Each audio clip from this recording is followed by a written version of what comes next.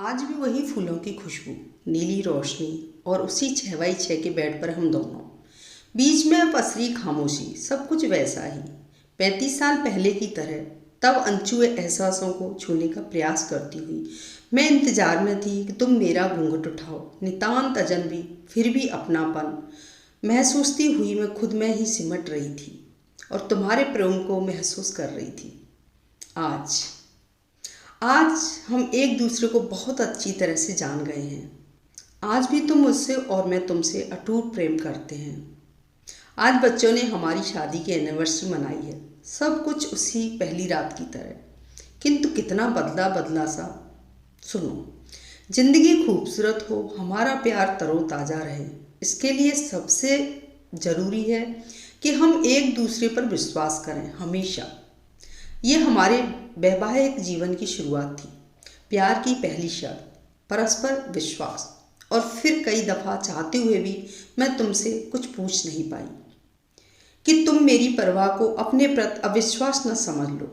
मैं इंतज़ार करती थी कि तुम मुझसे देर से आने की वजह पूछो, पर वह तुम्हारे स्वभाव में नहीं था। मैं खुद को बदलने लगी सिर्फ तुम्हारे लिए। आज जब मैं मेरे पुराने दोस्त से बात कर रही थी, मैंने तुम्हारे चेहरे पर वह भाव देखा जो मैं हमेशा देखना चाहती थी। पहले शायद मैं उसे महसूस कर खुश होती थी, किंतु आज अजीब लगा। तुम शायद वह महसूस कर रहे थे जो बरसों से मैं करती आई हूँ। शायद तुम भी बदल रहे थे उस दिन जब तुम और तुम्हारे दोस्त किसी बात पर ठहाका लगा रहे थे। मैं अचानक ही चाय लेकर ड्राइंग रूम में आ गई थी। बातों में कुछ पुछले कानों से टकरा कर दिल को घायल कर गए, पर तुम्हारे प्यार ने कुछ और सोचने ही नहीं दिया। मैं चाहती थी कि तुम मलहम लगाओ, पर तुम और मैं एक होते हुए भी बिल्कुल अलग थे, और शायद यह भिन्नता ही हमारा आकर्षण का कारण थी। हम एक दूसरे के पूरक थे और इसलिए हमारी जोड़ी आदर्श थी। आज सोचकर हंसी आती है कि मैं कितनी नादान थी, जो चाहती थी कि तुम मुझे सरप्राइज गिफ्ट दो, पर तुम्हें ये बचकाना लगता था। सब कुछ तो तुम्हारा है, जो चाहो ज़रूरत है हिसाब से खरीद लो। तुम्हारी ये बात मेरी चाहत को ज़रूरत में सीमित करती गई, और वक्त के साथ मेरी ज़रूरतें कोने में सिमट गईं। तुम जो चाहते अकेले खुद के लिए खरीद लाते। मैं चाहती थी तुम्हारी चीज़ें मैं पसंद करूं, किंतु तुम मुझे घर परिवार में थकने के बाद आराम देना चाहते थे।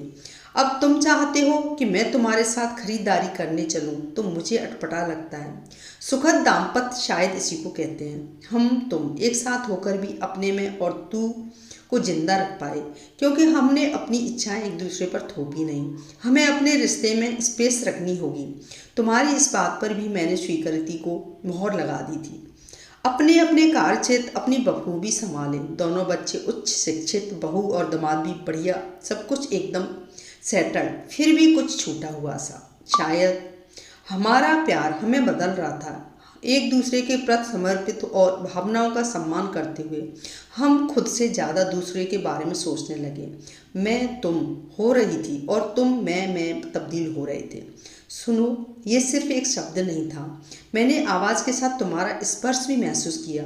मेरा रोम रोम श्रवेंद्रिय बन गया। सोच को विराम दे मैं उठ बैठी। जी कहिए। तुम मेरा हाथ पकड़कर कमरे से बाहर निकले। अजी कोई देखेगा तो क्या कहेगा। मैं नवेली दुल्हन बन गई, पहले बड़ों से और आज बच्चों से झिझक रही थी। तुम बिना बोले मुझे छत पर ले आए। आज हिंदी और अंग्रेजी दोनों तारीख 35 साल पुरानी थी। पूनम का चांद आसमान में था और वातावरण में ठंडक घुलने लगी थी। वृक्षों के शीर्ष पर छिटकी धवल चांदी मोहक दृश्य प्रस्तुत कर रही थी। बुझ गई थी तपते हुए दिन की आग। आंगन सांस ने चुपचाप ही पी ली।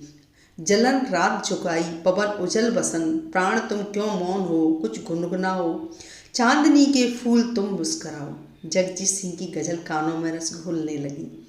मैं स्तंभ रह गई तुम्हारा ये रूप देखकर। यही तो मैं हमेशा चाहती रही, किंतु आज ये सब देखकर मैं खुश क्यों नहीं। तुम अचानक गंभीर हो गए। अंजू, एक बात कहूँ? मैंने कभी रोका या टोका कुछ कहने के लिए? मेरा प्रति प्रश्न सुन तुम थोड़ी देर चुप रहे, फिर धीरे धीरे हाथ आगे किया। एक पैकेट था, ये तुम्हारे लिए, खोल के देखो। मैं निशब्द तुम्हारा चेहरा पढ़ने की कोशिश करती रही। तुम्हारा यह रूप एकदम नया था मेरे लिए। तुमने पैकेट खोलना शुरू किया। रैपर खुलने के साथ परत दर पतर जिंदगी खुल रही थी। यादों का खूबसूरत कोलाज सामने था। ये देखो हमारी शादी की तस्वीर। ये चीकू हुआ था तब की, ये चिंकी की, ये और वो। तुम बच्चे की तरह चहक रहे थे। अंजू, तुमने एक बात नोटिस की?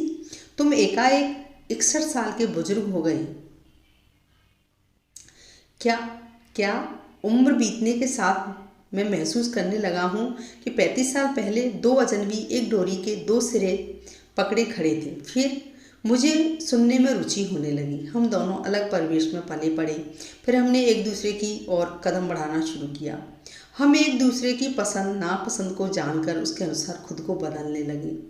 जी, मैंने तुम्हारे लिए खुद को बदला। हाँ, और मैंने तुम्हारे लिए। और एक दूसरे की ओर बढ़ते हुए हम भूल गए कि हमें मध्य बिंदु पर रुकना भी था।